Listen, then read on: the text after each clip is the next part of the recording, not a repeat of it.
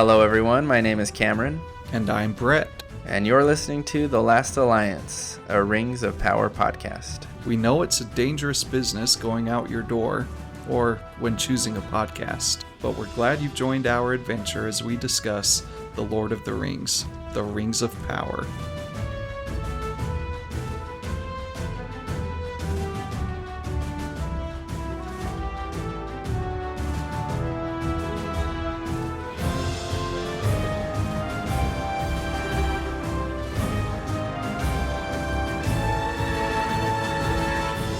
And so it begins.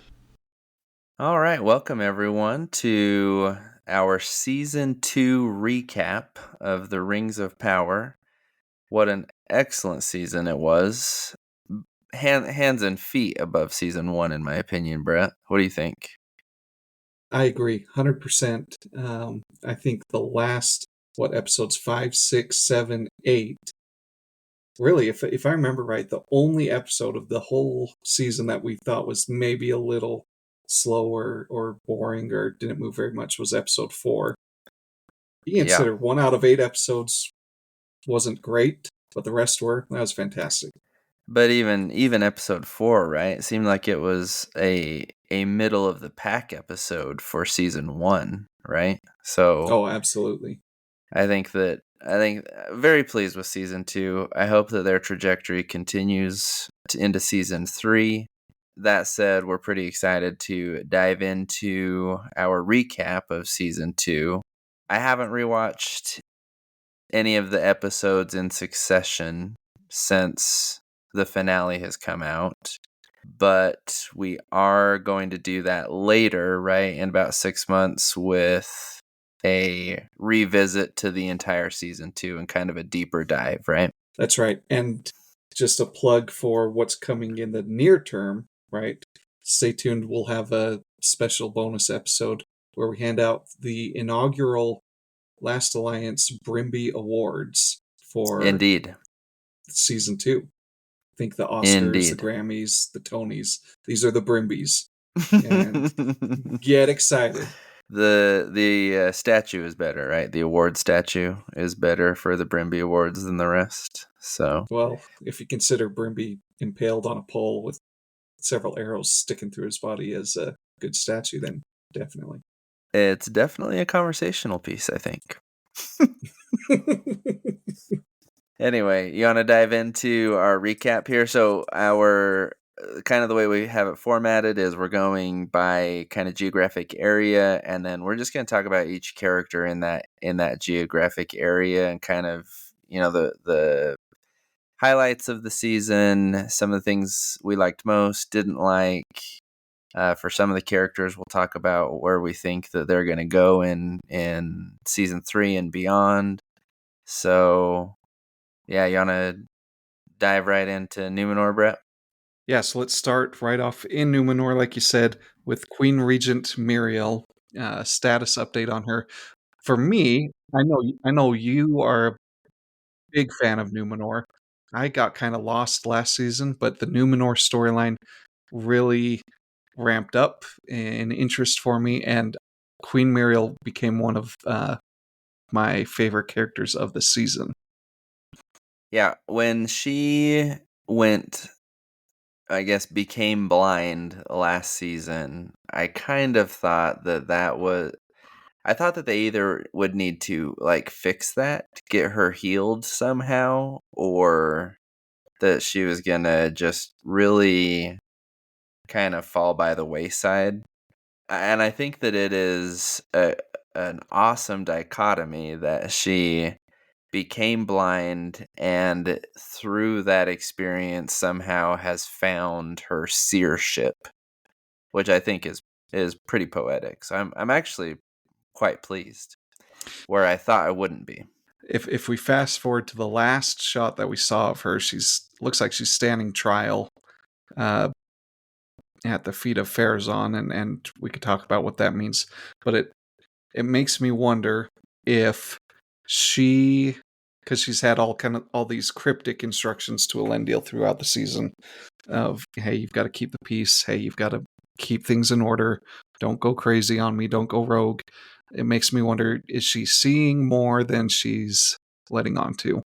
It does make you wonder that, right? But then to counter that, we also can, at least I gather from things that she says, that she isn't all knowing, right? That she sees glimpses of things but doesn't have a full perspective, because I can't remember the exact reference, but it seemed like there was a part in the season where she was like, "Oh, maybe that's what that meant," instead of what I thought it meant. When she was talking to Elendil. So I think that she sees things and has a pretty good idea of where things are gonna go, but I don't think it's like an omniscient type situation that we're dealing with here.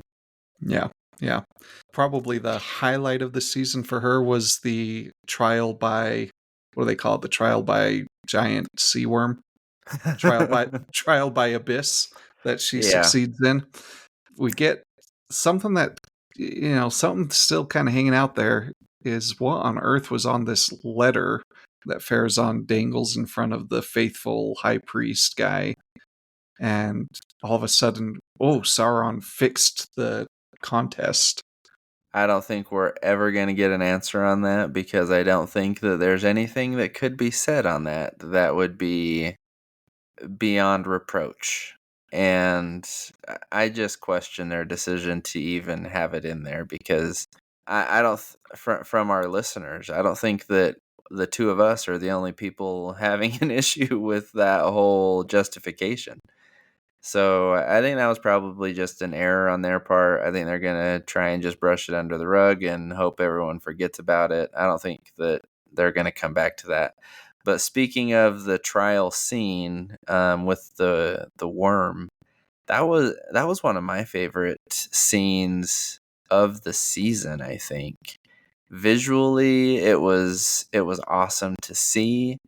You could, it was just one of those scenes where, and it's not the only one in the season, but it was one of those scenes where you could very easily feel and empathize with the character at the moment, in the moment, if I was a blind person in that little pool, Oh man, I got everything goosebumps around me thinking is about it. silent. Yeah, everything around me is silent as the grave, minus the occasional wave hitting the rocks. Anyway, I really liked it. So Yep, I agree. If you had to nail down what you think's going to happen next season with her, where does I she do end up? think I do think that they have reopened the door for a potential marriage with Farazan, where I thought that was kind of not in the cards earlier this season. I think that door has kind of been reopened with a couple things. Her surviving the test, right? And Farazan kind of waging a little civil war against the faithful. There wasn't a need for it before. I think there might be in season 3. So if I had a prediction for her, season 3, she's probably going to marry Farazan, and she's also going to die in season 3. Oof, oof, you're calling that. Yeah. I I so here's my segue into our next character. I think we're going to see a damsel in distress rescue by Elendil in season 3. I think she will marry Farazan, but I Okay. think I think we're going to postpone the death at least one more season. So let me clarify that real quick. Do you think that she's going to Middle Earth? I don't think she makes it there. Okay, so you don't think that the fall of Numenor is going to happen next season then? I think the fall of Numenor. Oh, dadgum. Gotcha. Well, the sea is always right, and my boat just sank again. Man, maybe she's dead. Uh, I don't know. so, It, but you don't think she's going back to Middle Earth? She no, dies. no. She dies on Numenor. That's what Yeah. I think too. I'm more sure of that than I am that Numenor falls next season. I also think Numenor falls next season, but if it doesn't, I guess we'll see what happens. But I am bold prediction. She dies in Numenor Oh, during the mark fall. it down. Yeah. Okay. Well, okay. We'll go with that. It's your bold prediction then. Okay.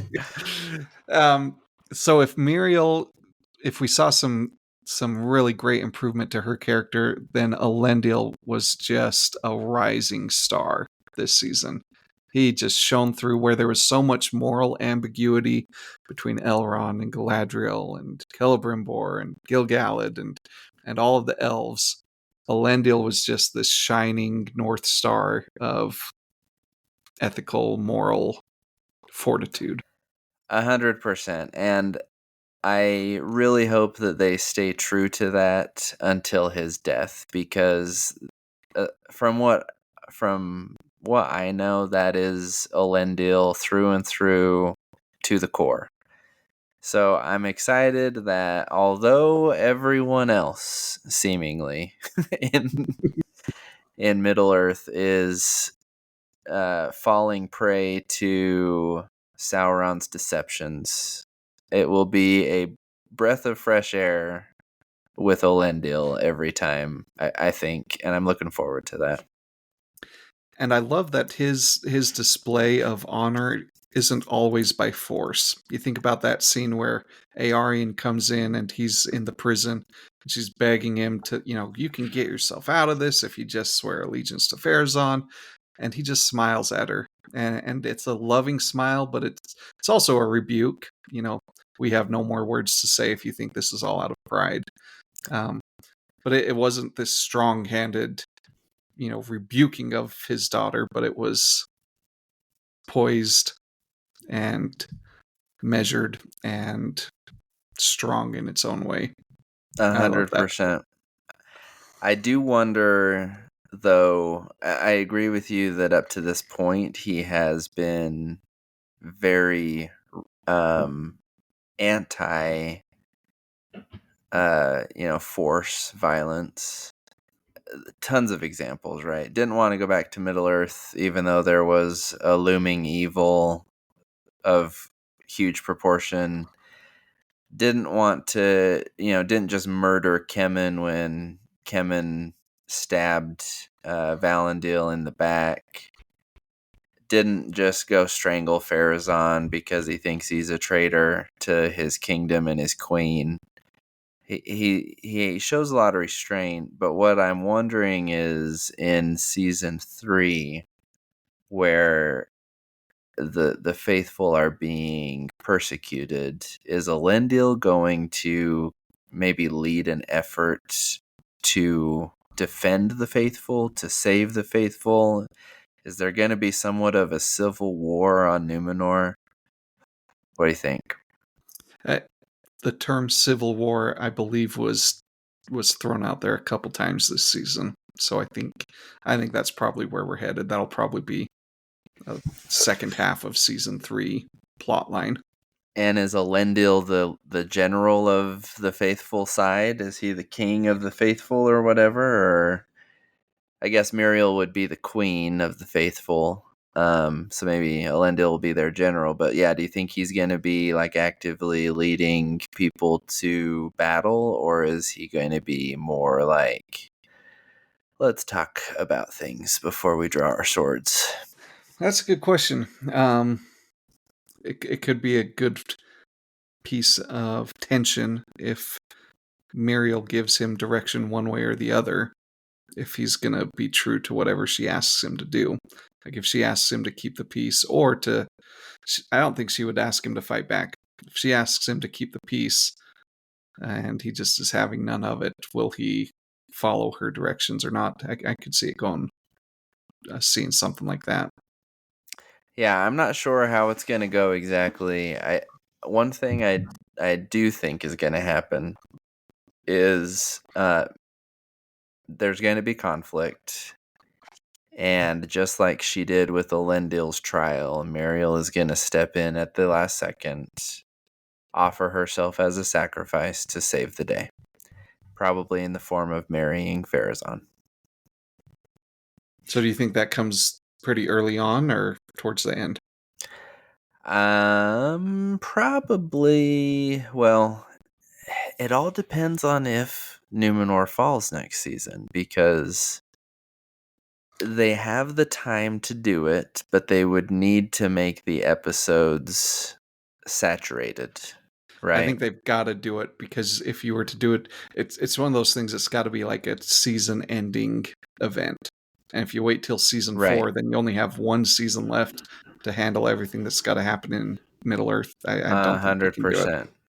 Yeah. So if that's the case, then I would bet that she does it probably by episode 5, maybe Yeah, yeah. 5 or 6. So Okay, let's talk about the bad guys. okay. Farazan, he's clearly in power. Uh, I thought you made the point. These poor Numenorians have no idea who's in charge on Tuesday because yesterday it was someone else. But it Yeah. seems like he's finally in power. He's got the scepter. These poor people think the eagle gave its approval. He's using the Palantir and apparently already has made some connection with Sauron. Yeah, and we're kind of unsure whether he registers a connection with Sauron or if he thinks that the Palantir just gave him information about Sauron, right?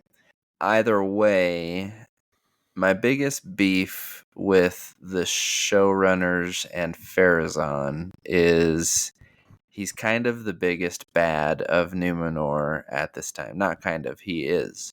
But they've been playing up Kemen and Aarion way more than Farazan up to this point. And so it's kind of like, how is this just gonna, fall on its face with Farazan a little bit? Is there gonna be, you know, no depth to the drama that's going on surrounding the fall of Numenor next season? If there is, how are they going to insert that?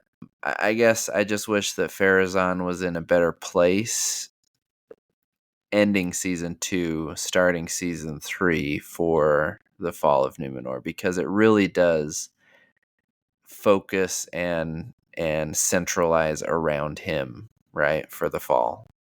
Yeah.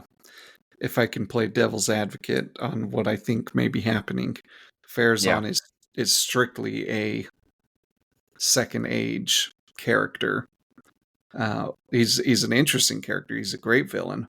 But if we're talking about tying, this Rings of Power project into the Lord of the Rings property, the Lord of the Rings brand, you know, the random viewer is going to be much more interested in characters that they know are going to carry over into season 3. Kind of the whole, I think that gives credence to this idea that Kamen and Aarion, because they're getting more screen time, like you point out, are going to end up being some of these Ringwraith / King of the Dead / some other characters that are nameless and faceless in Lord of the Rings, but we're getting their backstory here. Whereas Farazan, he's born and he dies in this show. And I totally agree with you. I think we even mentioned that previously in the season, but it still is going to water down the drama surrounding the fall. I feel like if they don't put some weight to Farazan, you know? Like Kemen being the big bad is it's just not going to mean as much for the fall. It'll mean more for the show, but they also have 2 more seasons with him, more than they do Farazan, so they have time. I agree, and I think they've shown that they can turn some characters around and they can build them up more. And True. so season 3 could be all about Farazan. Could be all True. about Farazan and Sauron.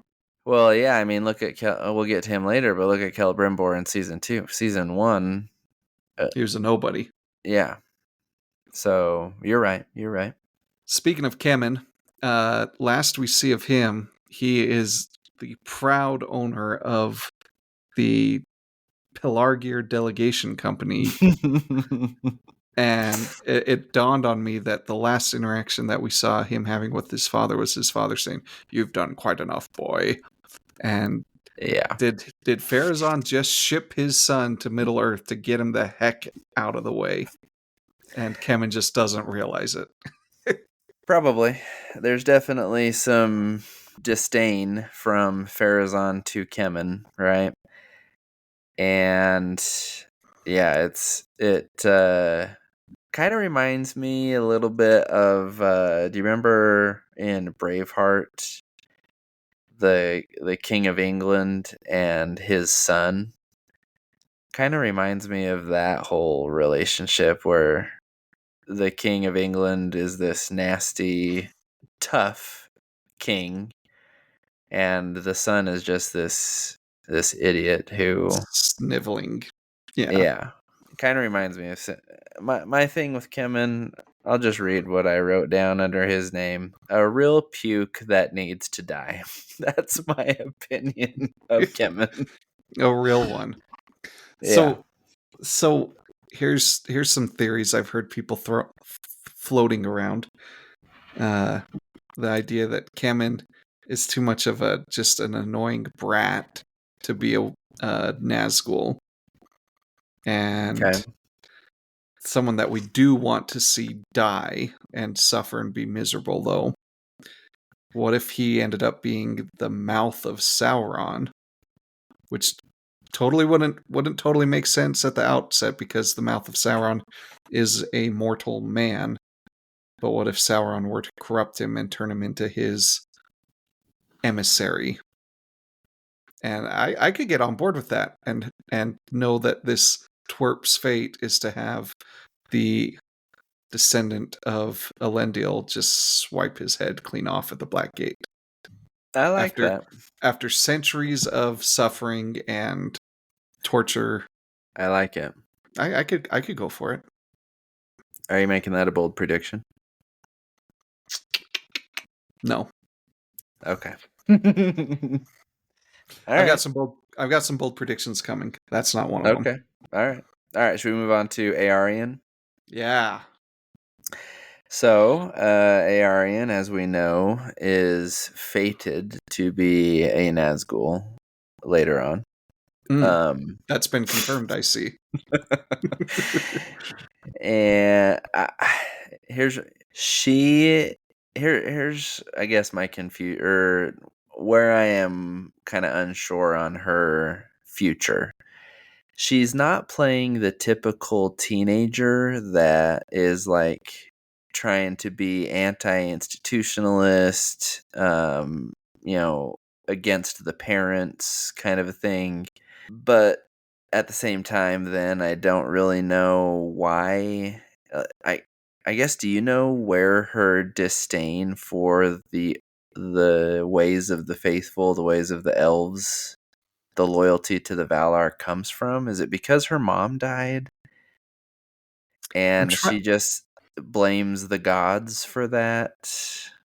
What do you trying think? to remember where her stance was in season 1, because it seemed like season 1 she was more just excited by the idea of the up and coming Kemen, and oh, look at this political guy and he's rising to the top, and oh, maybe I could hang on to him.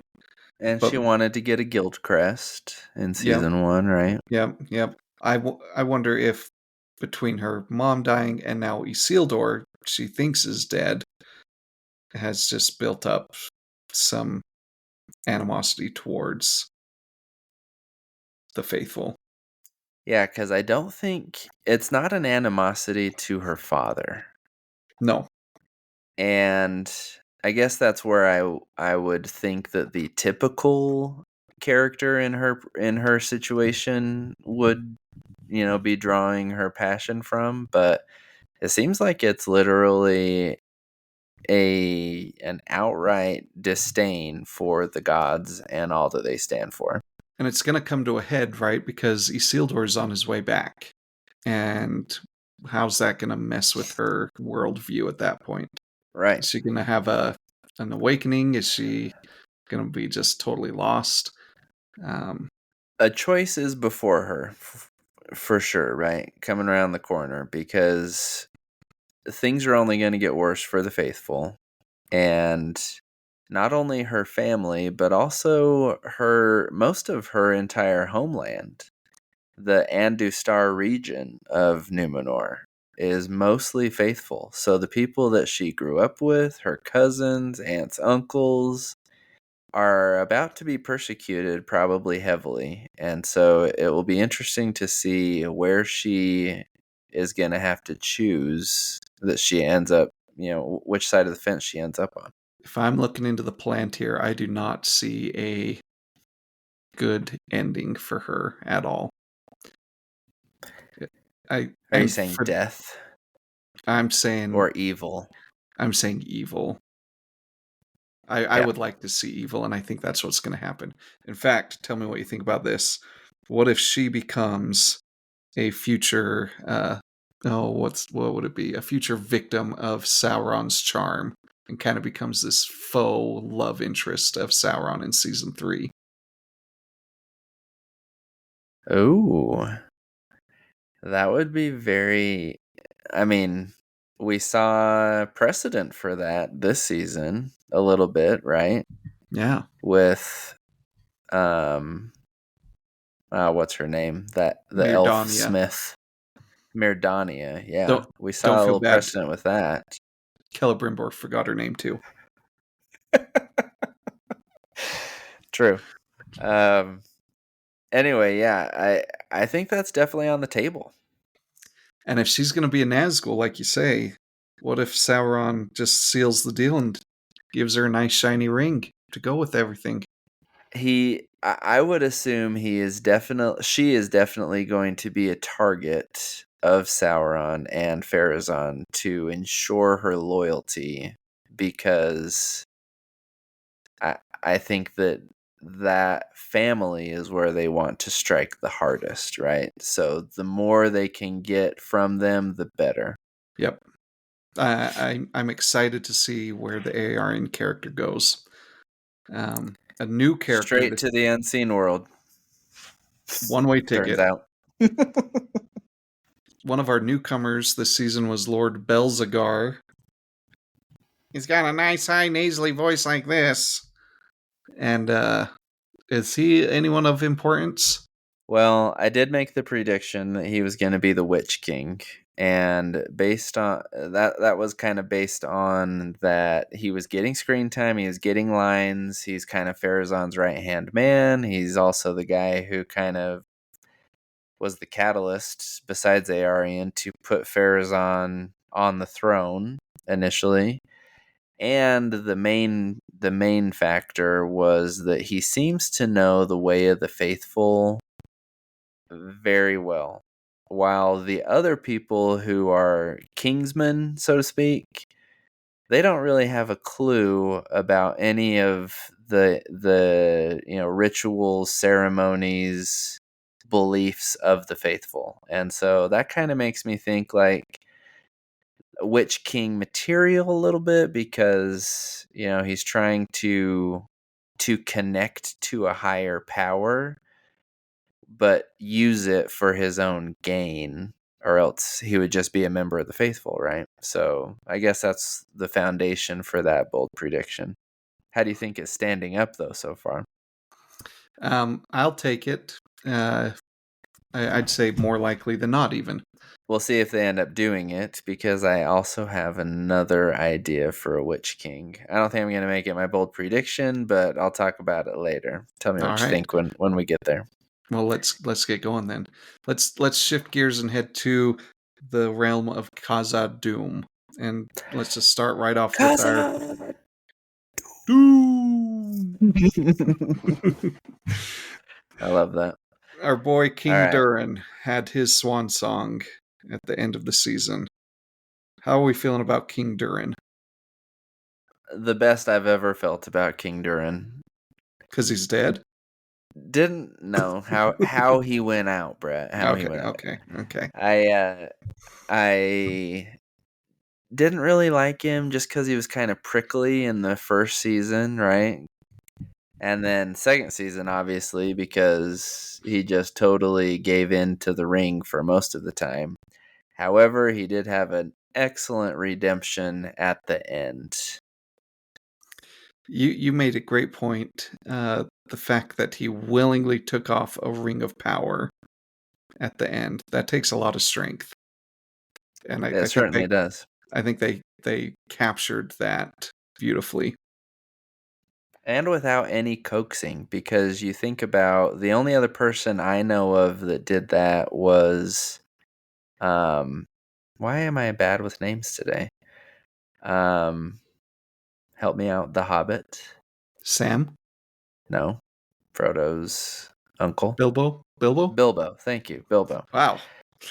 But yeah, but even Bilbo required some pretty heavy coaxing from Gandalf, right? So that's what impressed me even more was I guess Prince Durin did ask him to take the ring off at one point, but But not in the context of I'm going to jump against this Balrog. yes, yes. So I think it's significant that he did take it off and almost leave it to Prince Durin as an emblem of his new kingship. And I think they've left us in Khazad-dûm with this table of 7 rings saying, hey, there's still potential for these to be used. And if you're not going to use them, there's a whole host of other dwarven lords that would like to use them.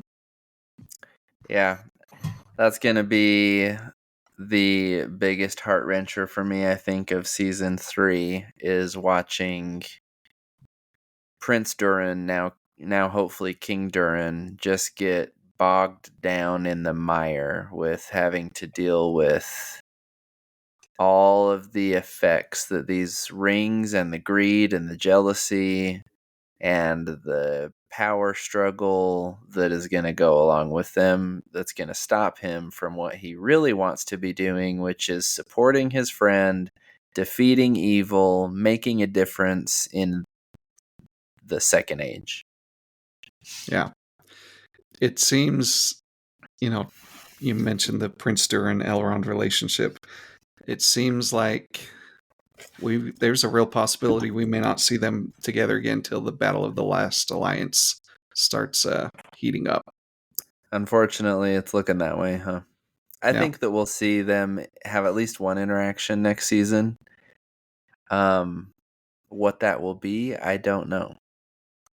But I do think that, I hope anyway, that there's at least one face to face, because there's got to be. We just got to have some resolution to Elrond's, being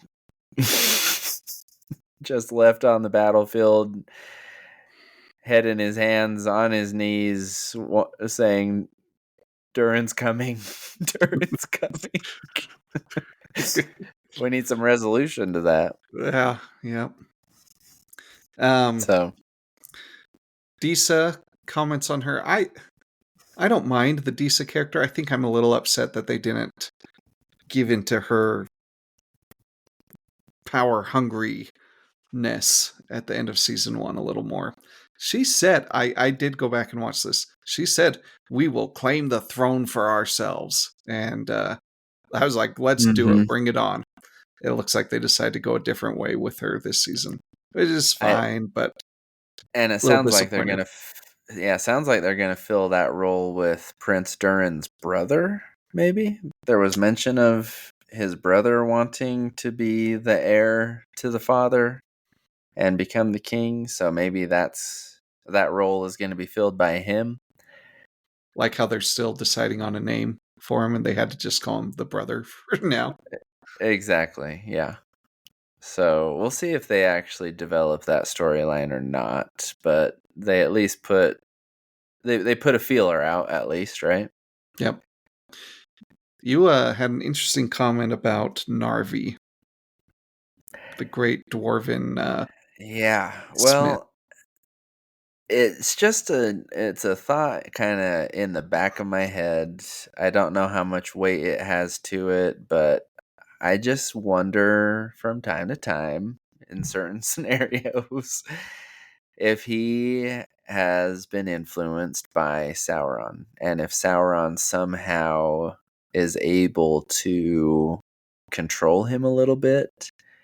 Um, Especially after we saw that random elven soldiers, Sauron is able to control their mind enough to make them kill themselves.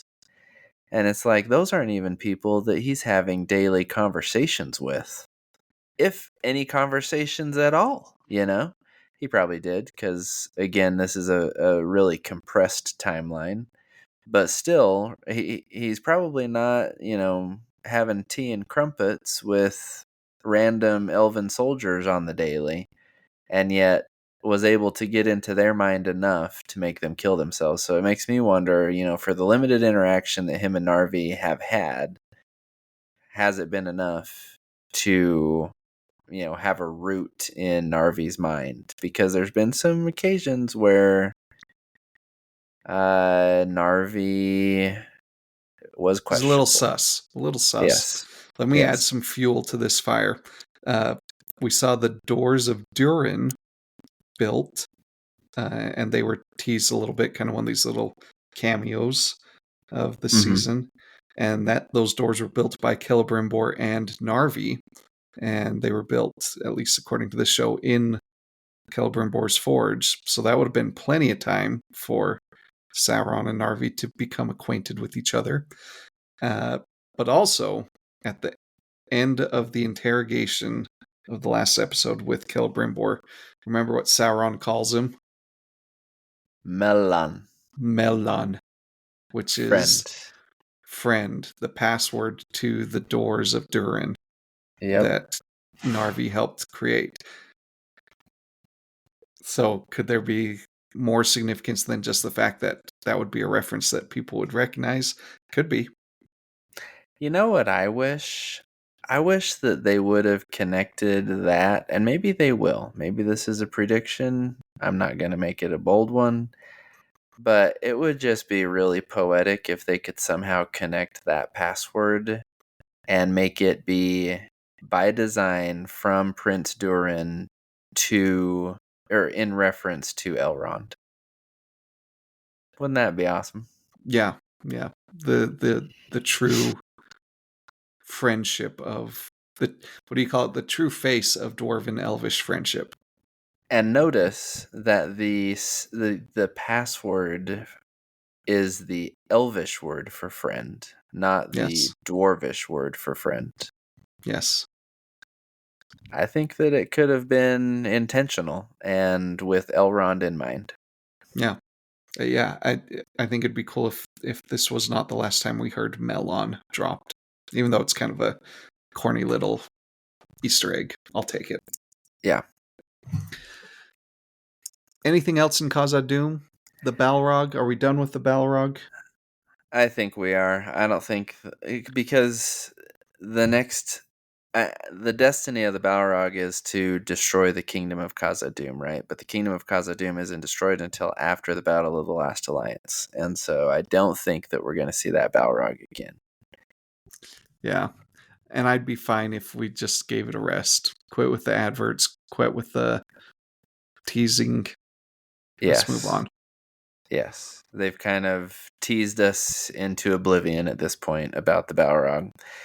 Do you think that, so they kind of mentioned with those rings, right? You mentioned it already with the table of rings at the end for the dwarves. Do you think that those other dwarven realms are going to get significant screen time or a significant role in future episodes, future seasons? I mean, it sounds like that's going to become a plot point just because that's the cliffhanger they left us on. Um, I thought they honestly did a fairly decent job of telling the story of the dwarf of 7 dwarven rings within a single kingdom, and I was satisfied with that this season. Yeah. Um, Yeah, I think they've done well so far. I think that they need to, at least on the surface, bring in those other dwarven kingdoms for a couple reasons. I think we need to know, we need to follow the rings, need to know kind of where they go. And I also think it's important, well, people are going to be interested to know like which dwarves fought for who, if anyone, in the Battle of the Last Alliance. All right, let's head over to Rhun real quick. Lots of progress made actually in Rhun, and I think that the Rhun storyline is actually one that maybe we both were most pleased with this season. At least me. I was most pleased with the Rhun storyline this season because we got a lot of progress was made, and finally the biggest question mark of the show so far was answered, right? So what did you think about Gandalf? Let's start there. Isn't it so good we can finally call him Gandalf? That's the best thing for me. Amen. I can appreciate that, and I've mentioned this before. I appreciate that we were on the journey with the stranger at the time to discover that name. Even though we knew slash didn't know, but we knew it was Gandalf. It was exciting to discover that name. Was it done perfectly? Was it done with as much screen time as I would have liked? Probably not. But tell you what, when he said Gandalf in that final shot with Tom Bombadil, I was watching it with Matt, and I just double fist pump into the air. Like, I don't know why. Why? Tell me why it was so emotionally significant to hear him say his own name. And seriously though, right? Because it's something that we have, quote unquote, known for so long, and to finally get some validation for that is probably why we felt so good about it. Yeah, yeah. And I'll talk about it later, but for me the idea of the name, the power of the name was one of the big themes of this season. And 100%. it was just so good. Very well done. So now that we have reached the milestone of knowing who he knows who he is, where do we go from here with Gandalf, do you think? Well, according to Tom, he's got to both put out the fire being caused by the Dark Wizard and face Sauron. We know that he kind of takes on Sauron eventually in the Third Age, but I think we're going to see a showdown with the Dark Wizard and either put that Dark Wizard in his place or perhaps rescue him or some other showdown. But I think that's our Okay, season 3 destiny. let me dive into something you just said a little bit. So, did Tom Bombadil say that he would have to face Sauron himself? Or that he would just have to counter Sauron? So the quote is Gandalf says to Tom, he says, "Is it my task to stop the fire? Is it my task to face Sauron?" And Tom says, "It is your task to face both." So it could be taken either way. The reason I ask is if he faces Sauron himself, I wonder if that is going to be how they kind of resolve his entrance into the Third Age, which is the typical entrance for Gandalf into the story. Is Sauron going to kill Gandalf in the Second Age, or Ooh. his physical body, right? And that the Maya Olorin is going to have to return to Valinor and be resent out. Try again, buddy, in the Third Age. And I wonder if that is because Gandalf makes reference later on that he can't beat Sauron, right? And it would be He's scared interesting. of him. Yeah. So it would be interesting to find out if Well, he, he's tried once. That's why he's so confident about the outcome. About not wanting to go back. It would kind Yeah. of resurrect Matt's bold prediction of this kind of being Gandalf version 1, right? Gandalf the Blue comes back as Gandalf the Gray. Yeah. Obviously not I don't think they're trying to say he's Gandalf the Blue, but resurrect it in the sense that he is one version of Gandalf now and going to come back as another version of Gandalf later. Yeah. Yeah. Great thoughts. Great thoughts. I think season 3 Gandalf is going to face off with the Dark Wizard. I think season 4 I think this show does put Gandalf and Sauron together. Cuz Mm, from season 1 it was, is it Gandalf, is it Sauron? Is it Gandalf, is it Sauron? yes. And Right. I think they are connected. I mean, Gandalf came to Middle-earth in connection with Galadriel meeting up with Sauron. Yes. So I'd be excited to see what they do with that. It might upset some Tolkien purists, but I think it'd be an awesome plotline. I it would be, and to an extent I am okay with not having the pure story, regurgitated to us, I want like the main milestones kept. I want it to still be about rings, kind of a thing, but I'm okay with them taking a little bit of liberty here and there between the lines, right? So, Yep. Yep. Let's talk about our all right, let's Harfoot talk about the friends. hobbits. Yep. They're What do out you of here. They're tell us gone, all right? about them? No more hobbits, right? Well, that's the question. Big question mark. I think that the obvious answer is no. They can't not have hobbits in the story. But who goes where, I think, is kind of the question. It seems like the stores are shipping out, and if they're shipping out, it kind of lends itself to believe that they're going to head west into, the known areas of Middle Earth.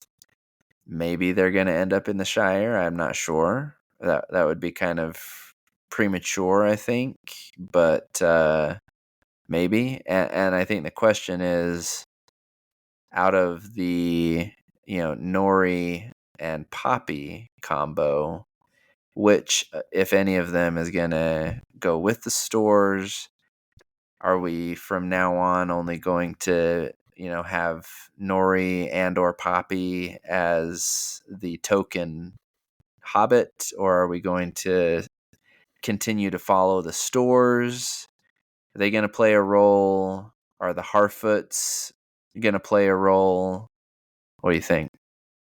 It seems like, if I'm being honest, and I quite enjoy Nori. I'm not a fan of Poppy, but I like Nori.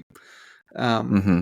it seems like to this point, the purpose of the Harfoot clan characters was to set up the Gandalf reveal.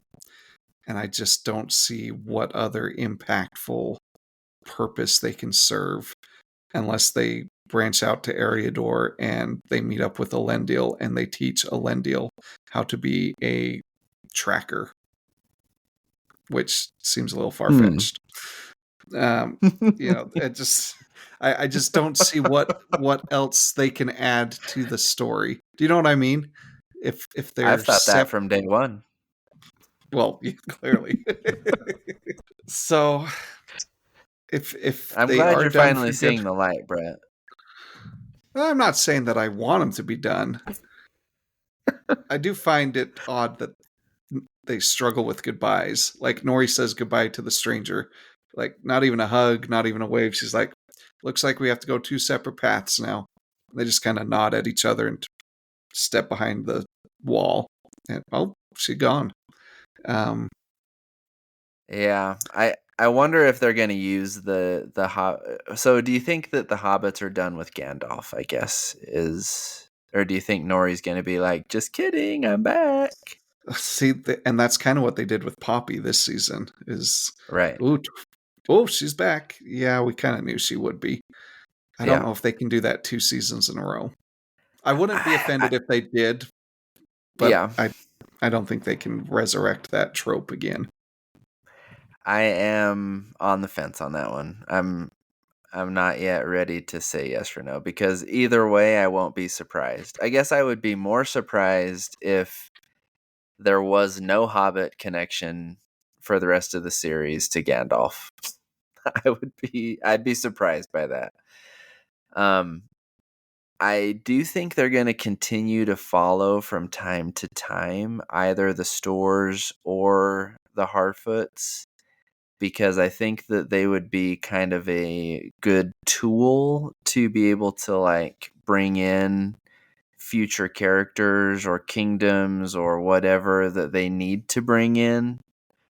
That's kind of the best role that I can foresee for them. Yeah. And I love the idea of them like going to discover the Shire, this prophesied homeland. I just don't think that, and I love the Shire. I've been there. It's fantastic. I don't think it's grand enough for time on this show. I agree. There's bigger fish to fry. That's right. So, all right, sounds good. Last question for the halflings. Are we going to see a wedding between Nobody and Poppy? Let's hope not. I know you were a big fan of their moment, Brett. Uh, Gosh. I Bonding thought, over venom extraction. yeah, from the $3 Walmart snake. Yeah, that still to me, like the Galadriel Elrond kiss was more tolerable than that. Yeah, yeah. By That far, was by far. that was a waste of precious screen time. All right, let's jump down to the Tuscan Raiders that we still don't have a name for yet, right? For everyone listening, they're not actually the Tuscan Raiders. That's a Star Wars reference. Yeah, But we just wait don't till have a name. Gandalf pulls out a lightsaber next season. Yeah, but we don't have a name for them yet. So until we do, we're gonna call them that. But let's talk about them for a sec. So we're getting kind of this mixed thing, right, with their relationship with the Dark Wizard. Like they do serve him. It seems like they only do so because they're trying to get a cure for their faces. Um, Ooh.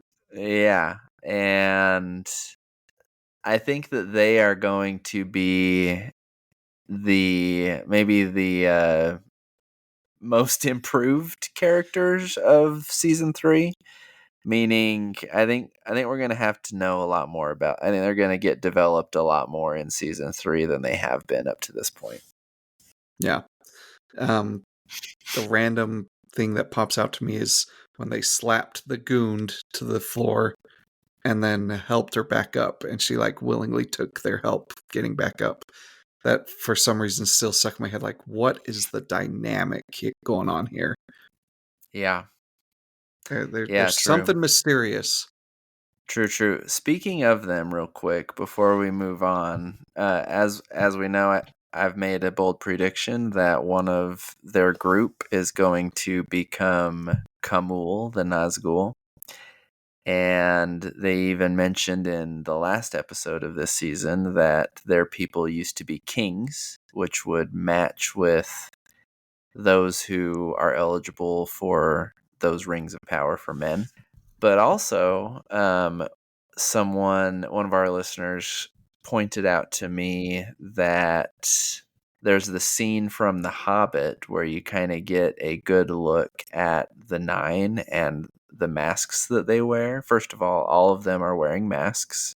You kind of get a good glimpse. It's not a carbon copy, but there is some similarities between the masks that these Tuscan Raiders are wearing and the mask of one of the Nine in The Hobbit. And I wonder if there's a connection there. Did they draw inspiration from that? I don't know. Yeah, it could be good. I think that bold prediction's trending up for you. I I guess it brings me to my other question. We have these weird acolyte, the female witch cultist characters too, and what's their Right. relationship with them? And they really took a backseat this season.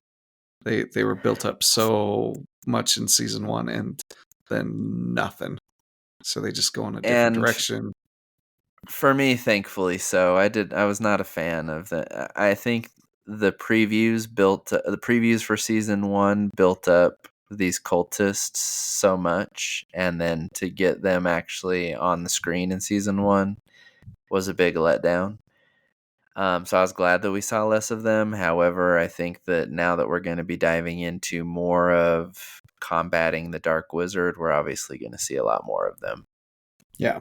So we finish the season in Rhun with a shot of the Dark Wizard looking up at the constellation over uh, Gandalf and Tom Bombadil's party.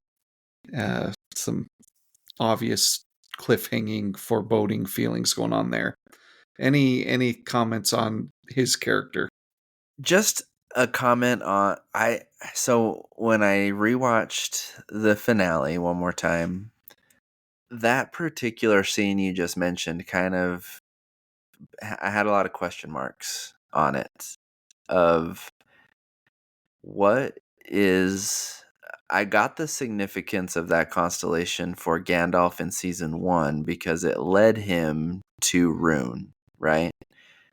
But why is it now being resurrected as significant for the Dark Wizard? I don't know. What are your I have thoughts on that? I have a thought, and it's a hopeful thought. So the constellation is called the Hermit's Hat, and we had reference that the Tusken Raiders tracked Gandalf to the Hermit's house, being Tom Bombadil. So it gives me hope that Tom Bombadil's gonna make an appearance in season 3. I hope he's not just a one season pony. And I wonder if we might see some confrontation between the Dark Wizard and former Jedi Master Tom Bombadil, so to speak. True. I do think that they need to give some sort of exit to Tom instead of just not allowing him to come back on the scene. But yeah, and maybe that was the reference to the constellation that you're talking about. It'll just be interesting to see what happens. I do have kind of a crazy prediction for the Dark Wizard. So, what do you think about this? The Dark Wizard is a blue wizard that kind of rebels against the Valar, gets evil, and then the face off between him and Gandalf. I wonder if Gandalf is going to do something similar to what he did with Sauron in The Return of the King, where he just basically like excommunicates him from the Order of the Istar. And I wonder if the Valar are going to make him a mortal man. You're no Ooh, longer a Maya. And that's going to be like his punishment for choosing evil instead of what they sent him there to do. And then if he becomes immortal, he is candidate eligible. Alpha 1 for Witch King. Oof. So there's my other Witch King thing that I was talking about earlier, but that is so far out there. But I think it would be not only possible, I think it would be pretty cool. Is that a bold prediction? I'm willing to put it down for a bold prediction, but then that puts me down for 2 bold predictions for Witch Kings, and I don't know if you're going to allow that. So I'll allow it. It just means that you've hedged your bets and you don't get points either. well, Well, there's 9. There's 9. it, it guarantees that I'm going to have a negative for one of them, Well, not. and I might have a Oh, negative for both. are you saying Aarion is going to be the Witch King? No, but I said Lord Oh, Belzegar was Belzegar. going to be the Belzegar. Witch King. Ooh. So if he becomes a Nazgul still, I say only minus a half a point. Yeah. Anyway, Hey, I like it. It's bold. It's well thought out. but yeah, Jeff, I'll put it take down. note. I'll put it All right, down. Yeah. mark it. Very good. Yeah, I'm not a fan of people thinking that this is Saruman. I just don't see a scenario where that can fit with what we know about Saruman's history. So I hope we stay away And from that. I just think it would subtract from the showdown between Gandalf and Sauron in the Third Age, right? Yes. If they did that now. Yep. So I hope they don't. Yep. All right, let's move on to one of our favorite characters of the season, possibly your favorite, maybe, I don't know. But Tom Bombadil. Old Tom Bombadil. Um, Let me give you some interesting context here, and for our listeners too. One of the reasons why our episode coming out is a little delayed this time is well, there were two reasons. One was we had the birth of our fifth child, uh, and that was great and wonderful. But 3 days after he was born, our third child, our 5-year-old, started showing some symptoms. We took him to the hospital and found out a week later that he has been diagnosed with cancer, which is a shocker to say the least. So we've kind of been Yeah. playing around with that, um, starting up treatments pretty soon with him. The reason I bring it up is, the dozen or so trips we've made with already to hospitals and doctor appointments. This little 5-year-old boy, the song that he requests that we play in the car on repeat over and over are the old Tom Bombadil songs from the Rings of Power soundtrack. And we're like, what's your favorite? Why do you like that song so much? He's like, I like his blue jacket and his yellow boots and that it's always springtime. And, I just love it. I absolutely love it. And we've talked about the magic of song, and that's the source of the magic in Middle Earth for Middle Earth's oldest being. And the fact that this song isn't some choral masterpiece, it's just this folksy, you know, down by the river, lilies on the water, birds in the sky folk song. Just so profound and simple, and it's really meant a lot to us, especially the last couple weeks. So, hats off to Tom, and many thanks to Bear McCreary and the showrunners for just putting together an awesome, awesome character and one that's given us a lot of hope the last couple weeks. Yeah, that's beautiful. And yeah, Brett, we don't need to dwell on it, but thoughts and prayers definitely to your family. I just can't imagine, and I'm sure the listeners are definitely keeping you in their hearts right now. So, with Tom, what did you think for his role? First of all, it was a little bit out of character from what is typically known of Tom to be in Rhun. But what did you think for his role as kind of and you mentioned it already, kind of the Obi-Wan Kenobi of Gandalf here? Yeah, and it appears that he is, if not a representation of Eru Iluvatar, he is at the very least a servant of Eru. Yes. Yes. And A representative, right?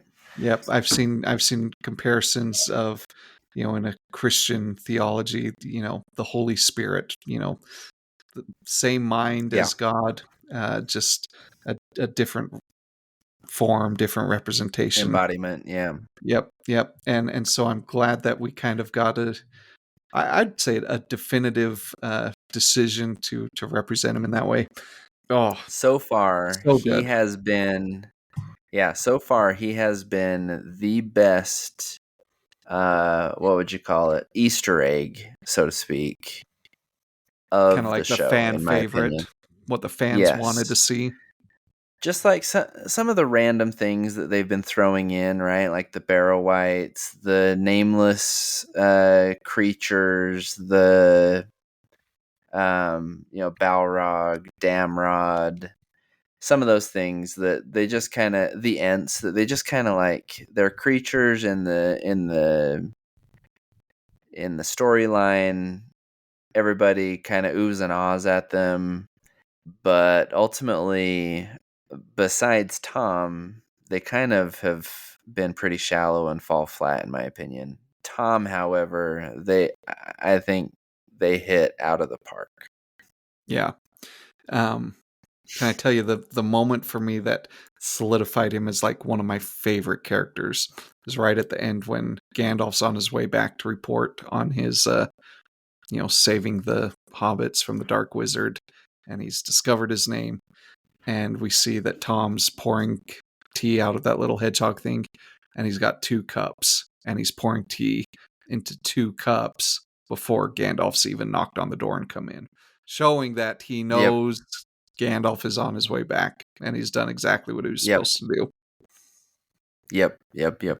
All right, last thing for Rhun real quick, and Tom. Does Tom have a future role to play? We kind of teased on this earlier, but what's your definitive answer on that? Yep, I think he has one more season. Season 3. Okay. And is he going to be involved directly in the conflict, or is he going to be like a behind-the-scenes advisor like he has been? I would hope to see just maybe one little display of just raw epic power. So would I. And I would like to also see, in conjunction with that, a kind of last chance given to the Dark Wizard. Ooh, I like it. By Tom. As you mentioned, kind of this representative of Eru Iluvatar. Yeah. Ooh, I love it. Good. Well, Stilson, I'm looking at the clock here, and I'm thinking we better officially christen this Season 2 recap Part 1 and maybe come back later. Yeah, we've been at it for a while, so yeah, this is now officially Part 1, and stay tuned for Part 2. We'll head over to Eregion here quickly.